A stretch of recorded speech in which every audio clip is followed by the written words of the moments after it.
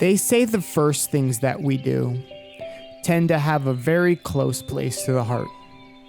It's quite the odd phenomenon.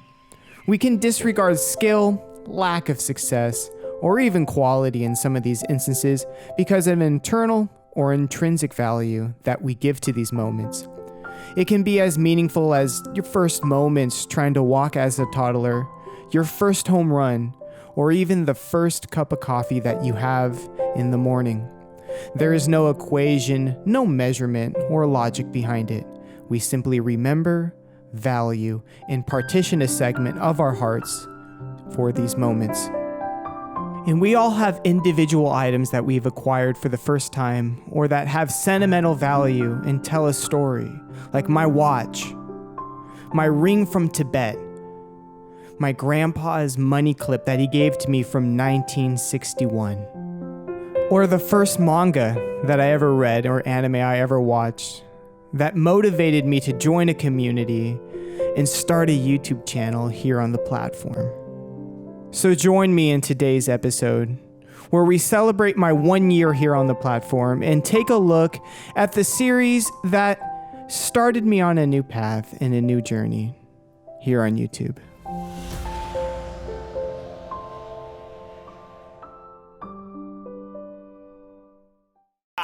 Okay. Something's wrong.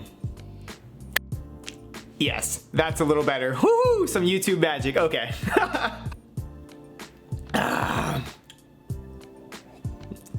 All right, there's the clean cup. Alrighty guys, welcome back to my channel. My name is Boogie Snacks. You can go ahead and call me Boogie. And today is a very special monthly wrap-up video where I let you guys know what manga I've been reading in the particular month that we are in. And of course, we're going to be talking about September 2020. So what I'd like to do in this video is just keep it short, simple, and sweet. I only read 14 volumes of Tokyo Ghoul this month. So if you were looking for, hey, what was Boogie reading? 14 volumes of Tokyo Ghoul. I've talked about Tokyo Ghoul a lot on this channel, and if you're looking for a really well thought out synopsis on the series, here's a link up above, or a card up above in the upper right hand corner to check out, where I actually talk about it in depth. I want to open up the floor to you guys. I'm going to answer several questions here where I review some of my opinions on Tokyo Ghoul, and I would like to open up the floor to you. First of all, have you ever checked out Tokyo Ghoul? Are you interested? Do you even like the series? And if so, answer some of the questions along with me down below in the comment section, and let's go ahead and have that discussion, okay? Number one, who are my favorite characters other than Toka and Kaneki? Okay, so number one is Drunk Renji. Now, to really understand Drunk Renji, I believe you're gonna have to read the series. And towards the end of one of the volumes in Tokyo Ghoul, we discover how ghouls get inebriated, which is through like basically fermented blood.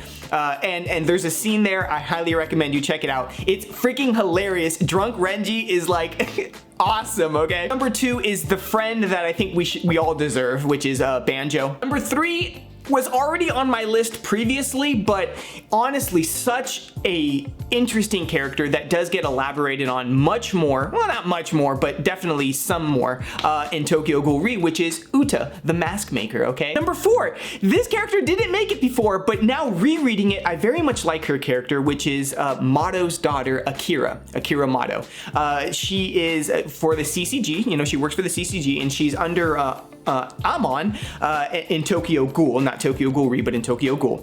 And her character I very much liked. The last one, of course, being Hide. This is a shonen. Yeah, it is. I will die on the hill of this reads more like a seinen, tragic romance sort of thing. Now, here's an interesting one that I never contemplated before, but if I were a ghoul, all right? Okay, so let's go into a world where Boogie is a ghoul, right? All right. What job would I have? I think coffee farmer, okay? And I think this makes sense if you're a ghoul. So you're secluded, so you're away from like a lot of people. You can have other ghouls mixed in with humans, like working on the farm and whatnot. And I think it would be nice, okay? And you could probably contract with like some place like Antaku, you know what I mean? So coffee farmer takes a spot as number one if I were a ghoul. Now moving on to a list that is heavy on my heart, which is characters I felt really bad for. And of course there's a plethora of characters that really tug on your heartstrings in the Tokyo Ghoul world here, but these are the ones that after closing the 14th volume, my heart just sang for. Okay, so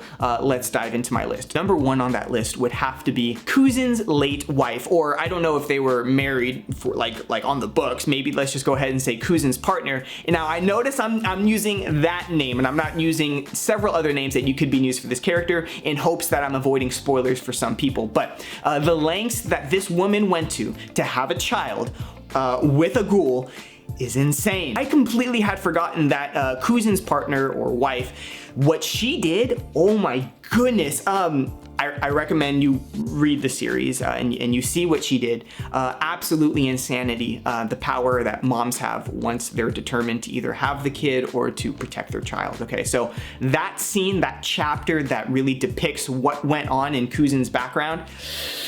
Juzo, I mean, oh man, just what happened to him as a child, and oh man, this is whew, what a backstory. So definitely a character who it's easy to not feel bad for, because in the beginning of the series, you're just like, man, this guy always gets in the way, this and that. But actually, once you learn Juzo's backstory, yeah, just, you know, one word there. What I would have wanted to see Sue Ishida elaborate on in the series, or things just I wish there was just more of in the series, okay? Tokyo Ghoul lore.